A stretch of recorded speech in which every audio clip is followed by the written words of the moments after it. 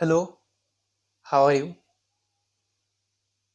Basically, today's class English is spoken. Past tense, I verb, past tense. আমি পূর্বে যা কিছু করেছি এই সব related translate stand for I verb dash আমি করেছিলাম অথবা আমি করেছি। For example, I ate rice আমি ভাত খেয়েছি। এটার অর্থ এরকম দাঁড়ায় যে আমি পূর্বে খেয়েছি। আই প্লেড ফুটবল আমি ফুটবল খেলেছি। দিস ইজ সামিহা এটা হলো সামিহা। আই এম সামিহা আমি হলাম সামিহা। আই এইট ব্রেকফাস্ট আমি নাস্তা করেছি।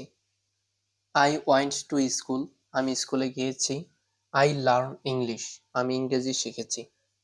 I played with my friends আমি আমার বন্ধুদের সাথে খেলেছি। দিস ইজ করিম এটা হলো করিম। আই অ্যাম করিম আমি হলাম Karim. I wake up at 7 am আমি সকাল 7টায় ঘুম থেকে উঠেছি।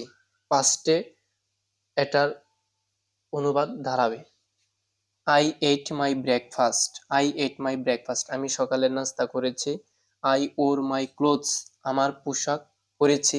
I went to my office আমি অফিসে গিয়েছি। I finished my office work আমি আমার অফিসের কাজ শেষ করেছি। This past tense make sentence stand for similar. You will trying to best similar make sentence for help this category. Then something topic you will learn. Eat, ate, learn, learned, go, went. For uh, for basic level, past class uh, I I would cleared this topic. Then future tense, I will verb আমি করব। I will go আমি যাব। That for example, I will eat rice আমি ভাত খাবো। I will play football আমি football খেলবো। This is Nafisa এটা হলো নাফিসা। I am নাফিসা আমি হলাম Nafisa. I will go to Cox's Bazar আমি কক্সবাজার যাব।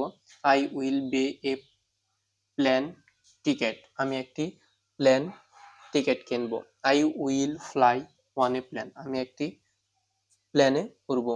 আই উইল ইট লাঞ্চ আমি দুপুরে লাঞ্চ করব অথবা খাবার খাবো। দিস ইজ রুবেল এটা হলো Rubel. I will eat lunch আমি দুপুরে লাঞ্চ করব। Sorry, I am Rubel today আজকে। I will brush my teeth আজকে আমি আমার দাঁত ব্রাশ করব। দেন তারপর আই উইল ইট ব্রেকফাস্ট তারপর আমি আমার সকালে নাস্তা করব। Then I will get ready for school তারপর আমি আমার স্কুলে যাওয়ার জন্য প্রস্তুতি নিব। Thank you for see you again next class for any another video. See you again.